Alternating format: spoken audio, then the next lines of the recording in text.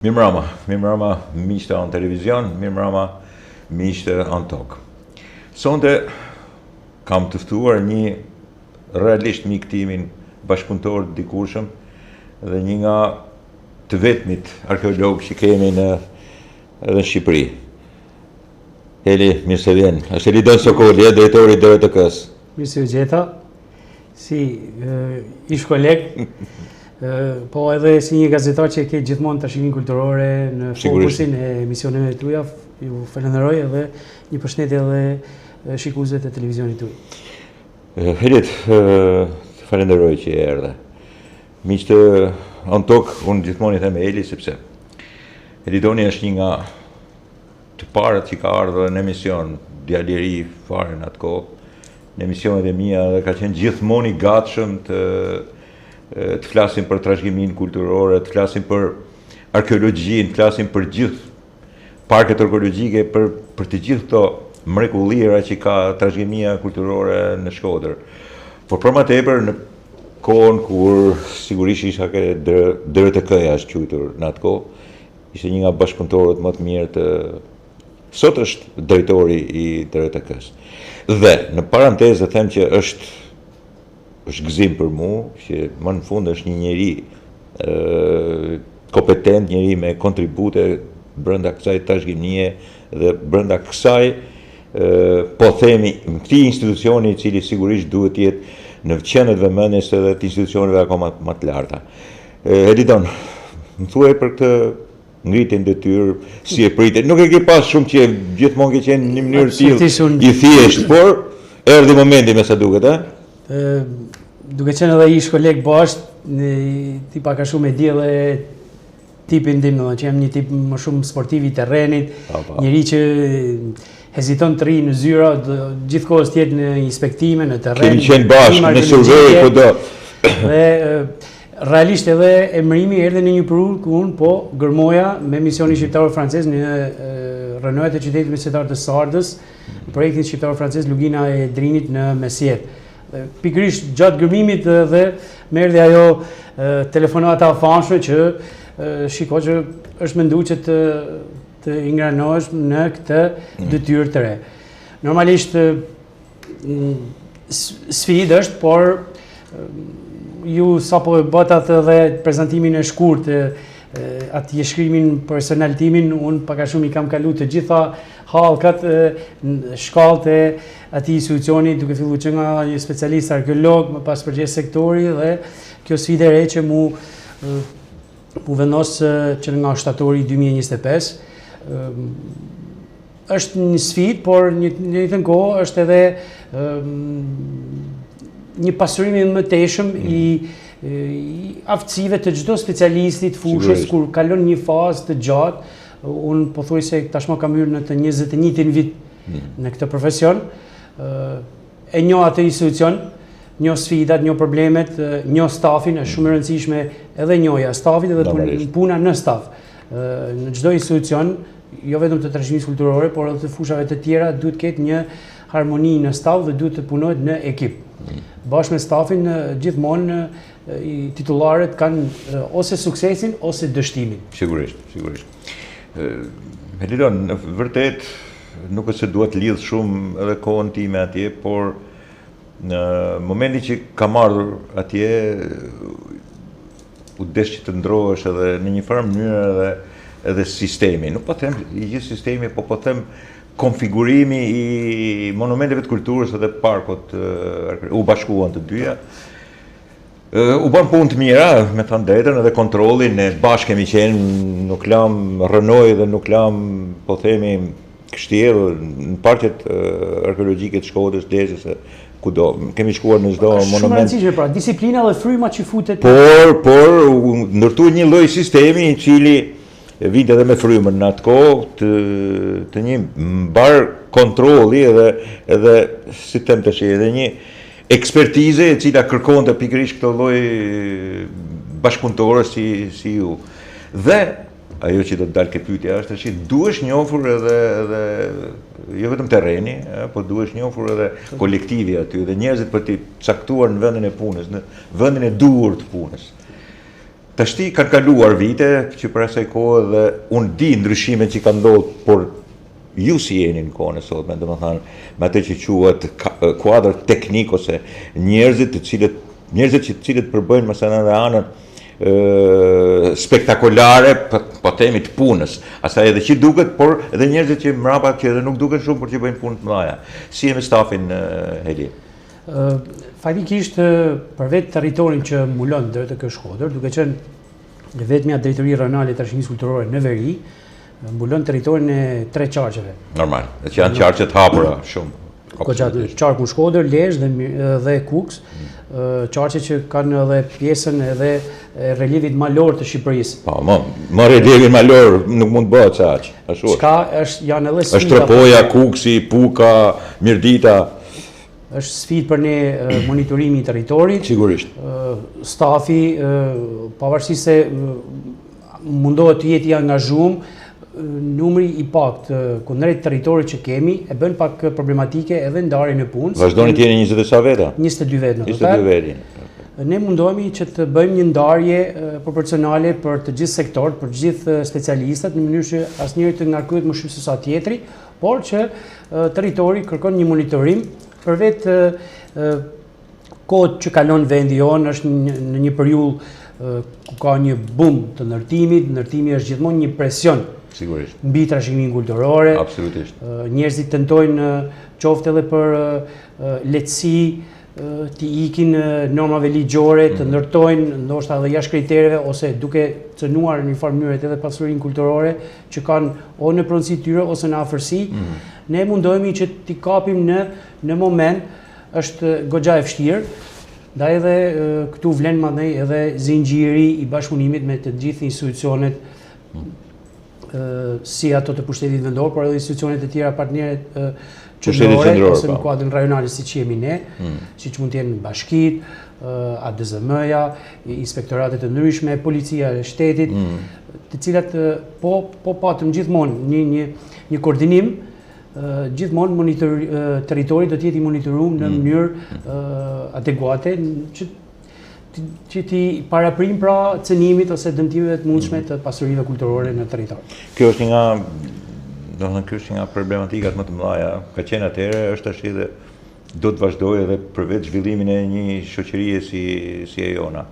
Nga një shoqërie stërkontrolluar kemi kaluar, natyrisht janë efektet e lirisë që e bëjnë këtë punë, një shoqëri e cila ngaherë edhe harron të kujtohet ose nuk respekton edhe gjërat më të vëra të saj. Po trashëgimia kështu është, Helidona ti e di shumë mirë këtë punë.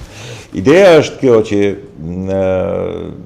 në zanatin tuaj, zanatin tim edhe pse gazetar, është shumë kollaj të ruash, të konservosh, në 1000 herë kemi shpjeguar këtë, është më kollaj, jo shumë kollaj, se sa të restaurosh, sepse pastaj ke humbur vlera. Në kohën e sotme nga shumë survej që mund të kesh bërë ose kontrole që në pasurinë tonë të DRTK-s Shkodër, si duket situata dhe çmendim shkurtimisht profesional ke ti? Atëherë, rujtja, konservimi, mirëmbajtja pasurive kulturore është një fushë shumë specifike, që pikës parit kërkon një herë edhe kuadrin, pra të gjithë stafin, burimet njerëzore të kualifikuara. Sigurisht. Për të bërë këtë mirëmbajtje, konservim, restaurim të këtyre pasurive kulturore. Rujtjen e tyre nga dëmtimet të mundshme, në rast se kemi të bëjmë me site arkeologjike, kryesisht problematika kryesore është tek grimimit e paligjshme nga persona të papërgjegjshëm, nga persona të palicencuar për të bërë punë të tilla, çka edhe ato sjellin një dëm të madh në ato site arkeologjike, duke shkatruar të gjithë stratigrafinë e zonës dhe duke i bërë pak a shumë të pagërmueshme nga projekte kërkimore arkeologjike shkencore, pra nga institucione shkencore që janë specializuar dhe të specializuar për të bërë këtë punë. Për sa i përket pasurive kulturore në aspektin e fushës së arkitekturës, kryesisht tek banesat kemi problematikat kryesore. Ne mundohemi her mas here të bëjmë projekte restaurimi, mirëmbajtje. Sot restaurimi kushton. Normal, atje. Kushton, sepse pikës pari duhet lënda të ketë atë originalitetin me Ti parafrohet spakut. ekzistues. Eksakt.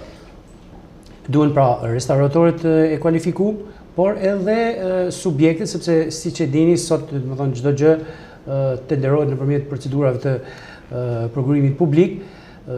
Subjektet duhet të jenë të licencuara dhe të jenë të afta, të kualifikuara Ke njerëzit e kualifikuar. për të bërë këto E keni problematik, unë e kam pas problematik në atë kohë dhe ti e di shumë mirë. Është edhe sot kjo Vazhdon të problematik? jetë kjo problematik, sa mjafton të përmendim që në të gjithë territorin e veriut të Shqipërisë kemi vetëm 2 subjekte të licencuara nga Ministria e Turizmit, Kulturës Që duhet i bëjnë të gjitha këto.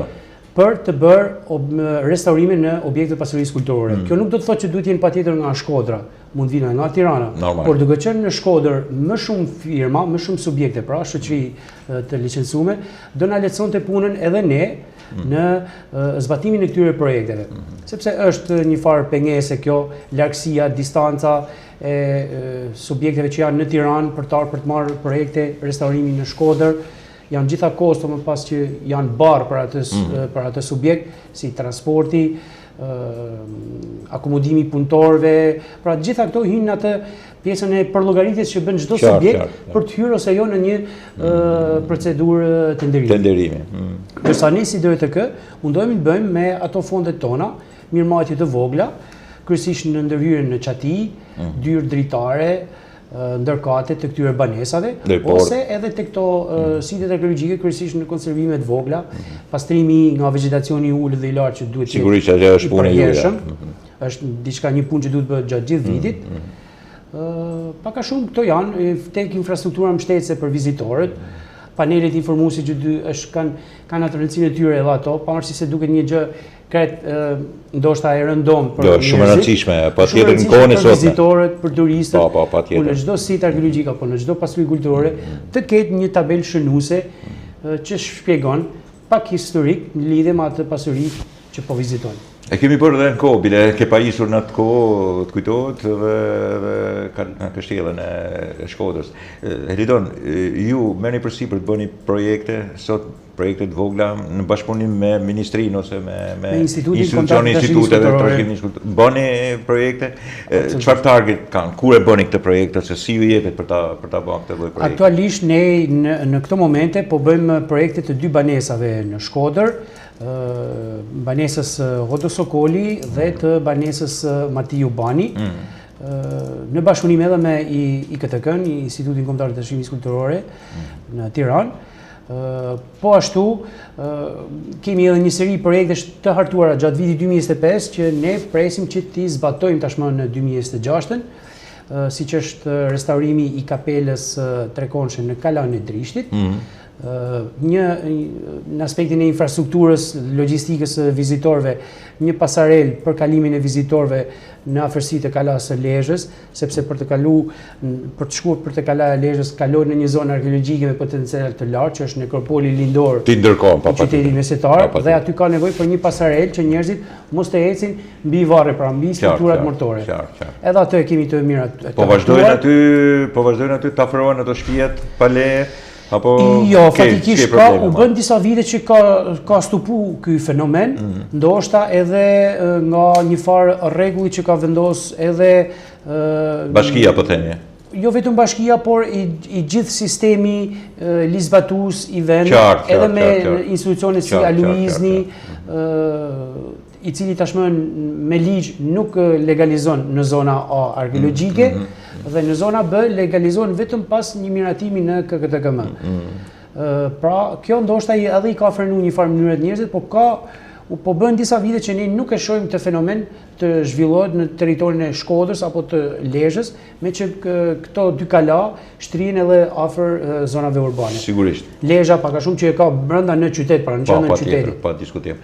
Në Shkodër ka projekte, domethënë, sidomos për ato zonat pjesë që quhen zona historike, ose ka projekte të cilat shkojnë në drejtimin e restaurimit ose konservimit? Ne folim deri tani për projekte që bën institucioni DRTK, një institucion shtetëror. Por ne jetojmë sot në një shoqëri të lirë, Po, që njerëzit do të zhvillohet, do vetë zhvillohet, që s'bën, që njerëzit që kanë prona në qendra historike duhet ta zhvillojnë pronën e tyre. Duan të zhvillojnë pronat e tyre dhe sot në territorin e vendit tonë ka edhe studio arkitekture apo edhe subjekte që arkitekt që kanë licenca për të projektuar restaurimin banesave në qendra historike apo edhe vetë banesave që kanë status si monument kulture mund të hartohen projekte edhe nga arkitekt të licencuar, arkitekt privat. Edhe në Shkodër ka disa projekte që janë të hartuara nga studio private ose nga arkitekt privat, të cilat presin zbatimin e tyre, pasi kalon në një fazë miratimesh, duke filluar që nga miratimi në KKTGM në Ministrinë e Turizmit, Kulturës, Sporteve, por pas janë edhe hapat e tjerë në aspektin e institucioneve që administrojnë territorin, siç është Bashkia Shkodër, që duhet të ketë atë dashamirësinë e saj për të dhënë këto leje, në mënyrë që këto projekte që hartohen për në qendër historike të shohin dritën jeshile të zbatimit të tyre, sepse jo vetëm përmirësojnë imazhin e qendrës historike, por edhe i ruajnë në një farë mënyrë edhe këto objekte. Këtë ansambël që e kemi unik në territorin. Se për ndryshe po nuk po u lejuan kështu ato të shkojnë drejt. Helidon, një nga dëshirat e mia të asaj kohe ka qenë edhe të kontrolloj dhe të shoh, ne kemi parë bashkë. Edhe kullat. Po kullat jo vetëm ke ne, po kudo në territorin e hapur të DRTK-s së Shkodrës. E sqaruam, por njerëzit duhet kuptojnë që është territori më i vështirë për të kapur edhe në kam. Shpeshherë nuk s'ka rrugë makine, duhet ngjitesh, kupton? Edhe nuk janë vetëm kullat, po janë edhe rënoja afër tyre edhe si jemi edhe kush janë problematikat e sotme. Për vetë territorin që ka në administrimin DRTK Shkodër, përkon kryesisht me territorin ku edhe kemi këtë tipologji ndërtimore. Sigurisht. Kullën e Veriut, kullën e Alpeve dhe të Malësisë tonë, si në pjesën e veri perëndimore, duke fillu nga tipologjia e kullave të luginës Shalës, Dugagjinit, ku dallohen ato të thethit, apo edhe të zonës së Kelmenit, por edhe zona verlindore, kryesisht zona e Hasit, Tropojës. Tipologjia është unike, i njohim pra këtë tipologji ndërtimore unike në vendin tonë. Ministria e Turizmit, Kulturës dhe Sporteve ka nisur tashmë një projekt me GIZ Albanien, Agjencinë Gjermane për Zhvillim, për rileximin e këtyre kullave. Dhe DRTK Shkodër është pjesë e këtij projekti si institucioni që është në territor i një më mirë të shtrirjen e këtyre kullave, vendodhjen e tyre pra, tipologjinë, problemet që kanë dhe faza parë ka qenë faza e evidentimit të tyre, që ka zgjatur që nga shtatori 2025 deri tani në mars mbyllet faza parë. Më pas do filloj faza e dytë e hartimit të projekteve. Dhe brenda 2026 do fillojnë edhe projektet e para të zbatimit për restaurimin kryesisht me qëllimin e rileximin të këtyre kullave. Shumë nga këto kulla mund të kthehen jo vetëm për jetesën e vetë banorëve, por mund të kthehen edhe në agroturizme, në bujtina. Atraksion turistik i jashtëzakonshëm, patjetër, pa diskutim. Në këtë pikë është mos e qartë, po mbien mirë që problematika kryesore me to është braktisja. Ne vim nga një periudhë me probleme sociale të mëdha, kryesisht tranzicioni, ku kryesisht zonat e thella tentuan të largohen drejt zonave urbane, qendrave të qyteteve, duke i lënë këto fshatra, duke i lënë të kullat të braktisura ose duke i tash po e kuptojnë që po të kthehen kanë vlerën e tyre. Turizmi si duket ka shërbyr si një këmban që edhe i ka sqaruar pak këto banorë. Nuk ka rrezikun tjetër që ata të transformojnë ato apo duhen mbajtur nën kujdes të jashtëzakonshëm. Kjo është tash sfida që gjatë restaurimit ne të kemi atë kodin e saktë arkitekturës se si duhet të restaurojnë këto kulla duke ruajtur autenticitetin e tyre. Se përndryshe do fillojnë transformimet e sepse e shohim këtë fenomen që gjatë këtyre 3 vjetëve është abuzu pak. Abuzu patjetër. Ndoshta edhe për nevoja ekonomike të tyre, pa mundësi, dhe kanë përdorur materiale lehtësisht të bleshme, më të lira, por që kanë cënuar edhe atë pjesën. Llamarina Cipër në vend e kemi qartë, është mos e qartë. Ka qenë atëherë, mund të jetë edhe tani si element. Në territorin e parqeve të shilë për dërët e kësë që janë 2 kështjela fantastike si Shkodra dhe Lisu Sileza.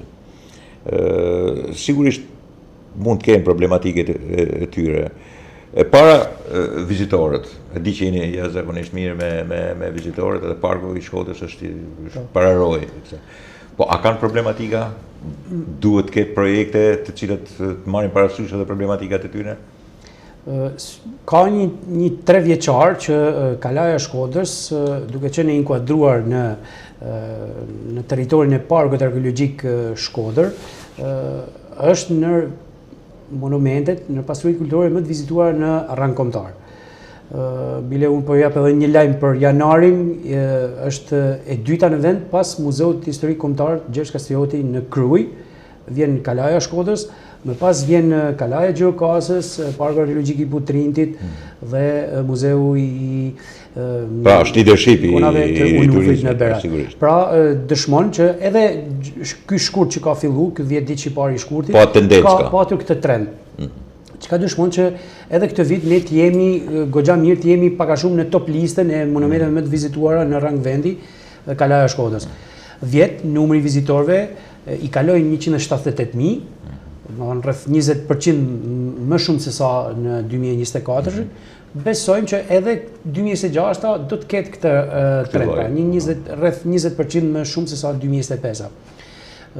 E gjithë ky fluks i ri turistik që është shtu në qytet ka bërë që tashmë kalaja të shihet edhe në të ardhmen e saj pak me vizion. Tashmë është gati, është miratu projekti i rihetëzimit të kalas, një projekt i hartuar nga Fondi Shqiptar i Zhvillimit, që ka në bazë të tij, të hartuar nga Studio Atelier 4, që ka në fokusin e vet kryesisht një herë infrastrukturën. Një parking të dedikuar për autobuzet në pjesën e ulët të Kodrës, sepse të gjithë ne e dim problematikën që ka sot kalaja me pa mundësinë e vendosjes autobuzave të sigurisht territorit të saj. Aty për autobuzët, po ashtu një autobuza dhe makina, parking të dedikuar për mjetet më të vogla, fugonët dhe veturat. Në pjesën e parkingut të autobuzët do ketë edhe një pikë informacioni për turistët, nyje sanitare. Më në fund parashikohet rifurnizimi i kalasë së Shkodrës me ujë nga rrjeti i ujësjellësit të qytetit. Do bëhet funksionale. Një problematikë kjo tashmë prej dekadash. Duke furnizuar kalan me ujin e rrjetit të ujësjellësit të qytetit, ne përmirësojmë edhe shërbimet lart në kala, nyjet sanitare që janë në kala vijnë në funksion. Po ashtu do ketë një rihetëzim edhe të shtigjeve për rreth kalas. Kalaja ka 3 shtigje që e qarkojnë atë rreth e rrotull në mënyrë perimetrale, mureve të saj, duke bërë që të një farë mënyrë të shijohet pak edhe aspekti i peizazhit natyror që ofron Kodra e Kalas. Është omni 360 gradë silles, patjetër. Do ketë një ndërhyrje edhe në arredimin urban brenda kalas, pastrimi i kaldrëmeve, i shtigjeve që janë brenda kalas, stola, një ndryshim i konceptuar pak më bashkëkohor brenda kalas, ndryshimi që është sot është i jashtëm, brenda ka më pak, ndërsa ndryshimi i jashtëm nuk do preket, ndërsa do fokusohet tek ndryshimi i brendshëm i kalas. Oborri i dytë që gjatë verës ne na shërben për rekreacion me aktivitete kulturore, evente, koncerte, aty do ketë edhe një instalim të një skene të përhershme për këto evente. Ne do na shërbente shumë, sepse pasja e një skene, pra një platforme aty të përhershme, do hiqte pak a shumë këtë transportin vit për vit të materialeve që krijohet gjatë këtyre ditëve të eventeve, që përkojnë edhe me sezonin turistik dhe na krijon një problem shumë të madh edhe me fluksin e vizitorëve, por dëmton edhe vetë pasurinë arkeologjike të Kalas, kaldrëmet, duke u ngjitur me mjete transporti. Kështu që na lehtëson në një farë mënyre. Çka është tjetër e rëndësishme është edhe ndërhyrja që do ketë tek Muzeu i Kështjellës, tek godina pra, në mënyrë që t'i hiqet një herë mirë problematika që ka me lagështirën. Që ankohet çimi, miku joni përbashkët. Ka vite që ankohet, edhe ne kemi vite që ankohemi. Pra i hyhet edhe shpresoj që me këtë ndërhyrje pra të evitohet ky problem që ka prej dekadash, ajo godinë mesjetare e veçantë që ka. Helidon, kur do merret në një farë mënyrë parasysh edhe në një farë mënyre kapja dorë edhe ose po themi baza është konservimi, po themi një farë mënyrë dhe restaurimi i disa pjesëve të mureve aty që në mendimin tim kanë filluar të qajnë një çik. Është e vërtetë, është e vjetër, ato muret jugore kanë edhe vështirësitë e tyre, kuptohet, janë ngricat, është shiu, është lagështira, janë të dikurshme që kanë ndodhit në kala. Është në mendimin e përgjithshëm që mund të kapet edhe një farë mënyrë edhe një projekt për këtë punë. Atëherë, projekti i rrjedhimit të Kalas nuk ka vetëm aspektin e infrastrukturës në mbështetje për vizitorët, por ka disa ndërhyrje edhe në aspektin e konservimit të mureve. Sigurisht. Që do bëhet një pastrim i përgjithshëm i mureve perimetrale të Kalas nga bimësia. Dhe aty ku do jetë e nevojshme konservimi, mbyllja këtyre zgavrave që do të dalin në sipërfaqe e barave, do bëhet edhe konservimi i tyre.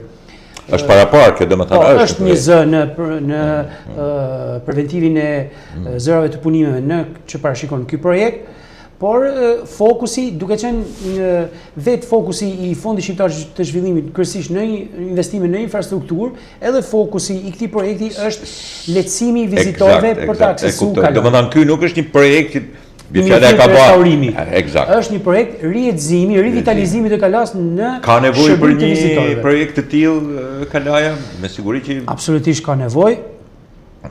Bëhet fjalë për një Kala që infrastrukturën për rreth e ka të trashëguar në një farë mënyre që nga periudha e komunizmit. Sigurisht. Rruga Kaldrëmit është ajo e bërë në mesin e viteve 80. Po, 86, 87. Rruga e asfaltit është ajo e bërë pra shumë herët.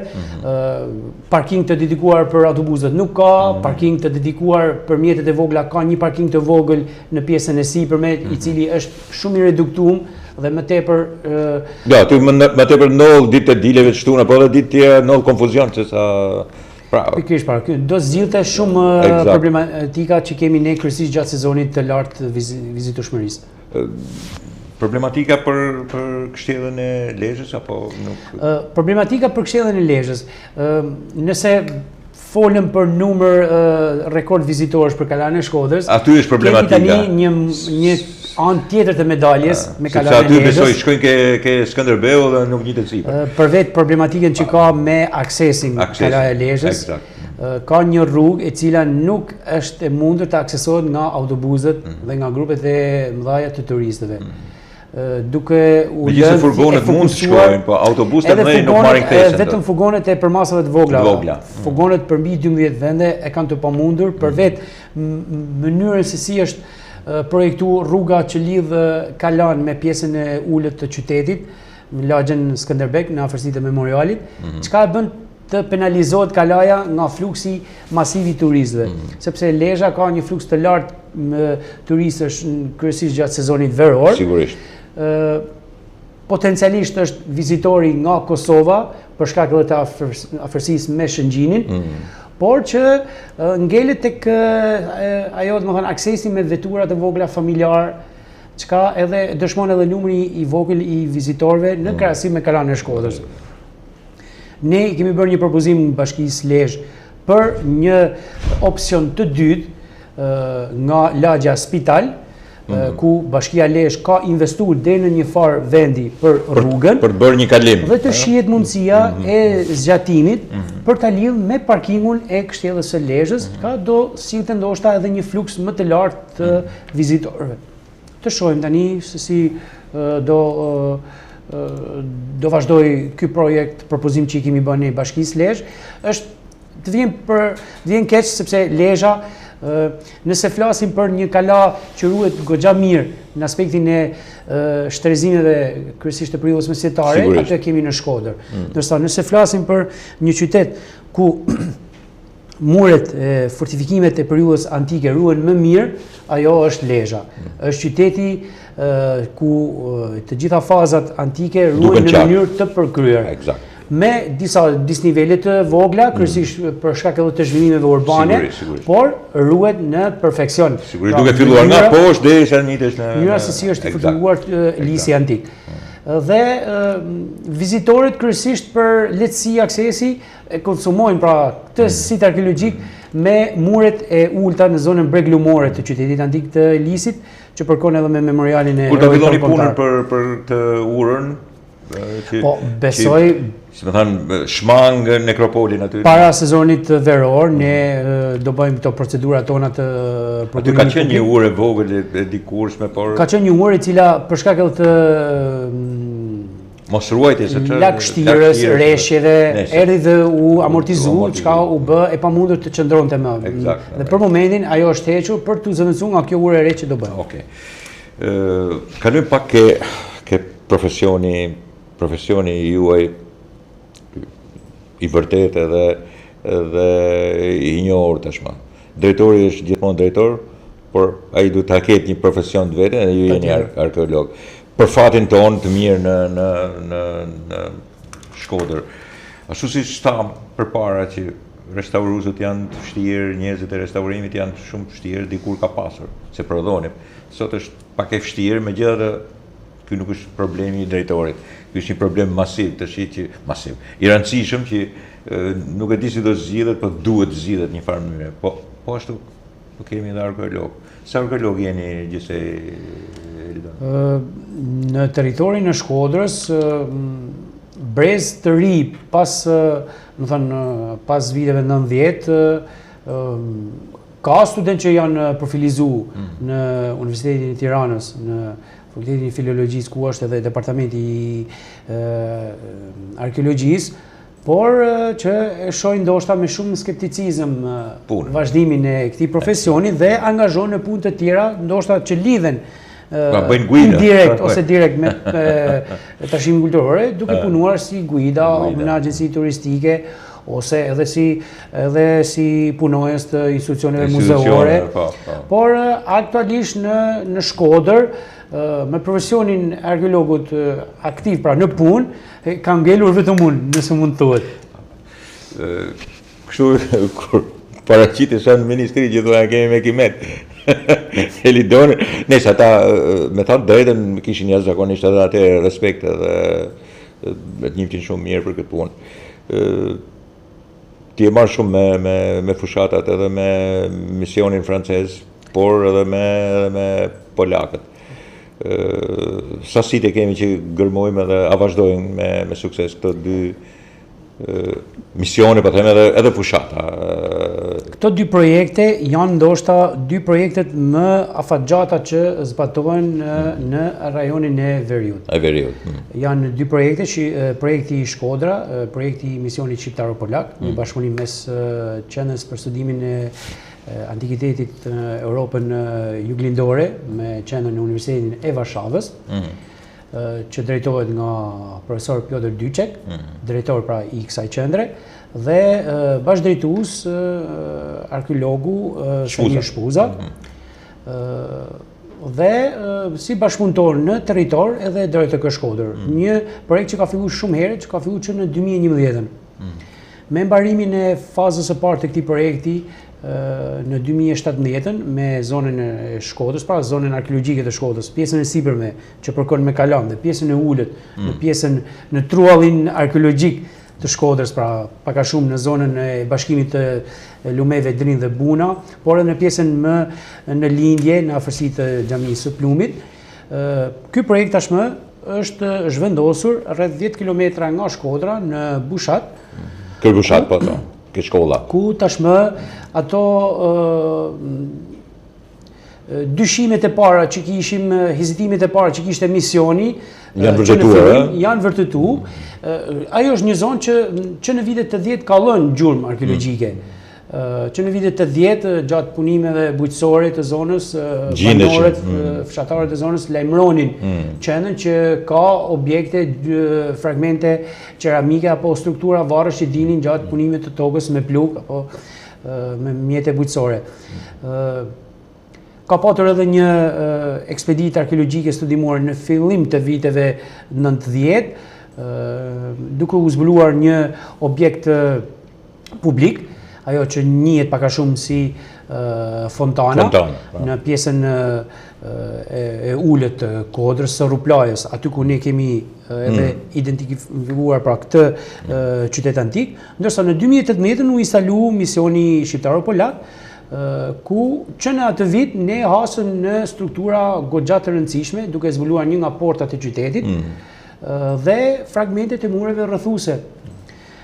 Më pas u bë edhe geofizika, që shumë e rëndësishme për identifikimin e shtrirjes potencialit arkeologjik në një zonë të caktuar, çka na dha të dhëna që në atë territor që mbulon një sipërfaqe rreth 20 hektar, ka një shtriri të një qyteti antik që fillon që nga pjesa e ulët e Kodrës dhe mbaron në majën e saj, në majën e Ruplajës.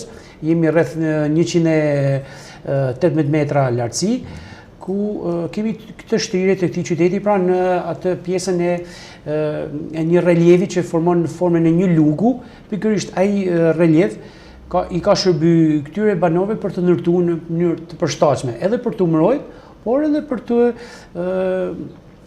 për të ndërtuar në tokë të butë, pra që i ka lejuar edhe për ndërtimin e mureve, por edhe lagjeve të brendshme. Me kalimin e viteve, misioni duke kaluar nga gjurmimi i perimetrit të mureve rrëthuse të qytetit, ka kaluar tashmë në brendësi të qytetit, duke zbulu edhe godina publike tashmë. Sigurisht. Çka dëshmojnë për një densitet të lartë ndërtimor që kishte ky qytet. Por misioni ende rezervohet në aspektin etimologjik për t'i dhënë një emër këtij qyteti, përsa kohë nuk ka ende gjatë grimeve arkeologjike të dhëna epigrafike që mund t'jenë një fragmente një lapidari ose një stele varri, një dedikim pra ku t'jetë përmendur pra emri i qytetit ose qoftë një monument në aspektin numizmatik. Nuk i thoni dot Basania pikërisht për këtë punë. Megjithëse Basania është një ndër emrat që përmenden në burimet antike. Por ne ende e shohim megjithëse profesor Piotr Dyshek një farë mënyre këtë edhe në botimet e tij e përmend, nuk është se absolutisht është një ndër qytetet që përmend. Por edhe ai rezervohet tavulos, si më thënë. Absolutisht, sepse janë këto gjurmë epigrafike ose numizmatike, monedha që mund të japin një emër, një interpretim shkencor të emrit të këtij qyteti antik. Tash futemi pak ke historia, ka që e pa shpjegueshme përveç se dy edhe unë duke kaluar të mëdhet që janë të historisë, po themi romane, tipi i Polibit ose disa ushtarakëve roman të kohës, është gati edhe interpretimi i Basanës gati si them tash është si gati i papërmendur, kupton, është gati jo me fuqinë e madhe të një historie e cila duhesh patjetër rilevuar, por nuk është problemi nëse ka emër apo nuk ka emër. Problemi është kontradikta e jashtëzakonshme që është një qytet që shtrihet në 15 hektar.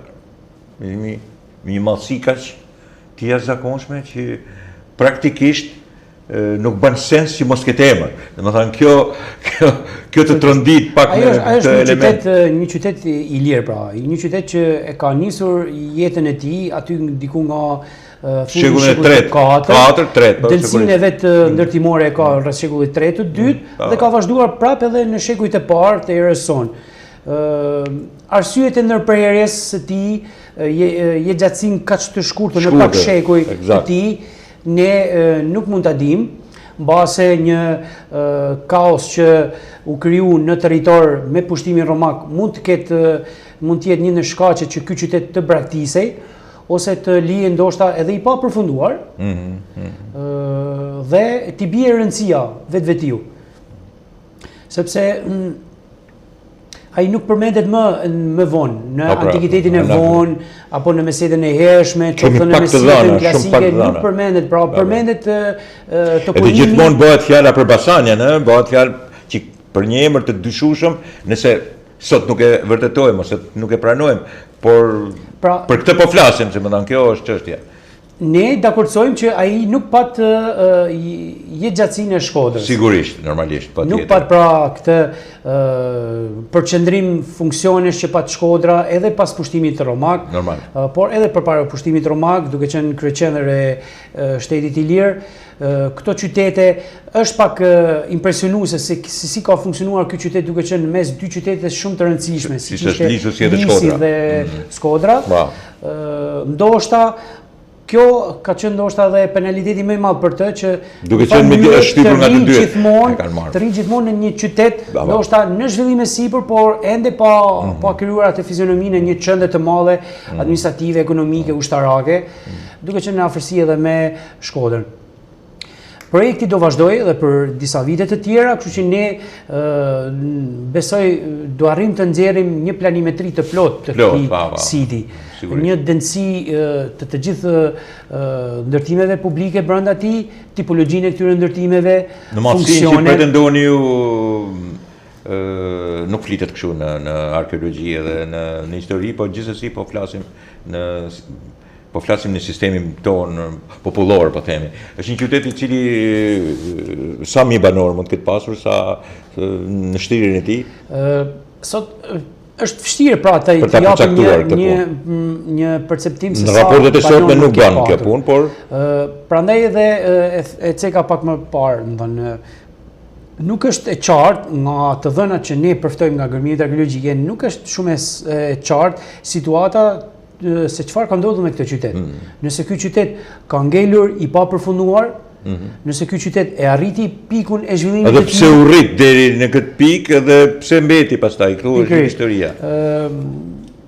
Se po ta shohësh është më i madh se sa Shkodra. Është më i madh se Kalaja, territori i Shkodrës. Po ta shohësh sot Bushatin, të krijon përshtypjen e qytetit antik të Lisit, pa këto ndërtimet. Absolutisht. Shekullit 20. Absolutisht. Po themi. Po të heqim të gjithë ndërtimet e periudhës osmane dhe të shekullit 20, do kemi të njëjtën tipologji. Gati tipologji. Që qyteti zbret nga pika më e lartë, zbret në pikën më të ulët. Në të njëjtën shtirje është edhe Bushati. Në të njëjtën shtirje ka patur edhe Shkodra. Edhe Shkodra, absolutisht. Kjo ka qenë logjika e kohës.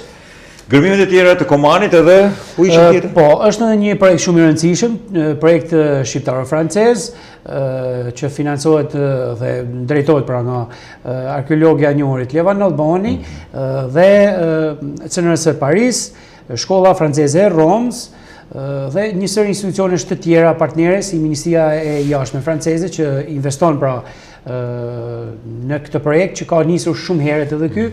Unë vetë jam bashkuar këtij projekti në 2010, ndërkohë ky si projekt ka filluar në 2008. Dhe ka në epicendrën e vet, kryesisht në aspektin e gërmimit arkeologjik, dy pole të rëndësishme, siç është vendbanimi i mesetës së hershme i Komanit, por edhe qyteti mesetar i Sardës në ishullin e Shorvaut. Sot, se më parë kemi të bëjmë me një kodër në formën e një gadishulli, por pas fundosjes dhe përmyrjes për ndërtimin e kaskadës së liçenit të hidrocentraleve, u kthye në një ishull. Por ky projekt synon edhe një dokumentim dhe një rilevim edhe të gjithë sileve arkeologjike të tjera që ka Lugina Adrini, sepse është shumë e mbushur, kryesisht tipologjinë e objekteve kishtare, që janë të përfshira në këtë projekt, sepse të gjitha këto bashkë plotësojnë atë puzzle-in e një areali të ndërtuar dëndshëm pra në mesetën e hershme, jo vetëm me qytete mesetare, apo edhe me fshatra rural të fortifikuar, por edhe me manastire, me kisha dhe vendbanime mugjish shumë të rëndësishme, siç është përballë me Sardën e kemi kishën manastirin e Mazrekut. Qartë. Apo edhe kishat e tjera. Kështu që ky projekt synon edhe një dokumentim të plot të këtyre objekteve kishtare në Lugin. Helidon, ti me të vërtet je drejtori sot i DRTK-s, por edhe se je drejtori je njëri i aksionit, kuptohet, i mbetesh një arkeolog. Nuk do të sabotoj drejtori pak arkeologun? Apo të mundohesh ti bashkë? Kjo është sfidë tash që unë do kem gjatë këtij sezoni veror. Se ti je shumë me buat kapelen e ka bukur. Kryesisht gënymet akritike janë në kryen e fat të vitit dhe unë do kem pak sfidë këtë gjë. Do mundohem që të gjej një të mesme që të arriti kry të dy këto angazhime. Kryesisht angazhimin e arkeologut në këtë mision arkeologjike unë nuk dua ta ndërpres, sepse është pasioni mbi gjitha. Është një profesion që vazhdon përtej pozicionit të punës, sot drejtor, nesër, sërish një arkeolog i lirë. Kështu që arkeologun unë e kam primar. Qartë. Normalisht njeriu kur merr edhe angazhime të tjera zyrtare duhet përpiqet të çojë deri në fund ato patjetër, pa diskutim. Një të mesme. Jo, unë nuk thash ti të kesh drejtorin. Sigurisht do bësh drejtorin, por do kesh edhe një kohë, do shpenzosh edhe një kohë për arkeologun. Si ke marrëdhëniet, kesh edhe pyetja e fundit, Heli. Si ke marrëdhëniet me kolegët e pushtetit vendor, por njëkohësisht edhe këto institucionet që kanë bëjnë me trashëgiminë. Në vizitë për shembull e bani atje edhe ke ne aty ke kolegët e vjetër tuaj çike. Unë e përmenda edhe pak më lart gjatë bisedës që ne gjithmonë pasuria kulturore po nuk u mendua si një fushë e gjerë që na përket gjithëve. Qartë, normalisht. Dhe pa barriera institucionale, jo është tagri i këtij institucion, është i atij institucion, por gjithë bashkë po përpoqem që të krijojmë një farë koordinimi. Deri më sot ne nuk na ka munguar bashkëpunimi në shumë projekte, si përmarrje nisma të ndryshme, kemi pasur mbështetjen e Bashkisë Shkodër. Shkodra ka fatin të ketë një rrjet të pasur muzeor, i cili edhe ai vetë është i pasur edhe me burime njerëzore, me specialistë të mirë, të cilët na ndihmojnë në nisma të ndryshme, siç janë nisma për edukimin nëpërmjet kulturës apo bashkëpunime të ndryshme në kuadrin edhe të disa eventeve, datave të shënuara që ka viti kalendarik për ministrinë tonë, siç janë për shembull 18 prilli, dita ndërkombëtare e monumenteve dhe siteve, apo 18 maj, dita ndërkombëtare e muzeve. Ne për herë bashkëpunojmë me këto institucione, por edhe me institucionet e vendore, bashkitë, është shumë e rëndësishme bashkëpunimi me bashkitë, sepse janë ato administruesit e territorit, për shkak edhe të vetë natyrës së këtyre institucioneve, kanë edhe më shumë njerëz në terren, kanë njësitë administrative, kanë shumë e rëndësishme të dish terrenin, ta marrësh në kontroll, patjetër. Pra, ka një linjë mbikëqyrje të territorit shumë më të madhe se sa ne. Deri tani ne kemi pasur bashkëpunim kryesisht me këto sitet e largëta në raste emergjencash, siç janë për shembull në rast në gjatë dimrit me përmytjet apo edhe gjatë verës me rrezikun e zjarreve. Gjithmonë kemi një bashkëpunim edhe me emergjencat civile, me Komitetin e Mbrojtjes Civile që formsohet gjithmonë në prefekturë në raste emergjencash. Kemi një bashkëpunim shumë të mirë në të tre qarqet, ku na sinjalizojnë dhe na bëjnë pjesë të këtyre mbledhjeve për herë. Them se deri tani kemi patur një qasje bashkëpunuese. Besoj që do vazhdoj kjo qasje sepse është, siç e thash, pasuria kulturore është një e mirë për gjithë komunitetin. Patjetër. Heli, unë të falenderoj që ishe, po të falenderoj për punën që bën edhe për pasionin në punë. Je i dedikuar dhe i devotshëm në këtë drejtim, unë jam i bindur. Kanë pas fatin të kem dikur bashkëpunëtor atje dhe sot ne kemi fatin që ti je drejtori i DRTK-s. Falenderoj që ishe me mua. Unë të falenderoj edhe ty Besi, si koleg të vjetër, por edhe për dashamirësinë që ke për pasurinë kulturore. Unë të njeh gjithmonë në këto emisione që ti organizon dhe gjithmonë ke larmi tematikash, po gjithmonë tematikën e Nuk do ta lëshoj pasurive kulturore dhe trashëgimisë kulturore e ke gjithmonë fokusin tënd dhe është një mirë publike që bën një farë mënyrë edhe ti nëpërmjet këtij emisioni, sepse shohin, dëgjojnë shikuesit në një farë mënyrë edhe një sensibilizim pra nga mediat që pasuria kulturore është pasuri e gjithëve. Na përket gjithëve dhe e kemi edhe është edhe krenaria jonë, patjetër. Ta ruajmë, por edhe t'ia trashëgojmë brezave të tjerë. Sigurisht. Të falenderoj. Faleminderit, kënaqësi. Miqtë on televizion edhe emisionet tonë tokë, ky ishte takim me drejtorin e DRTK-s në Shkodër, Helidon Sokoli, jo takim të premten tjetër. Natën e mirë.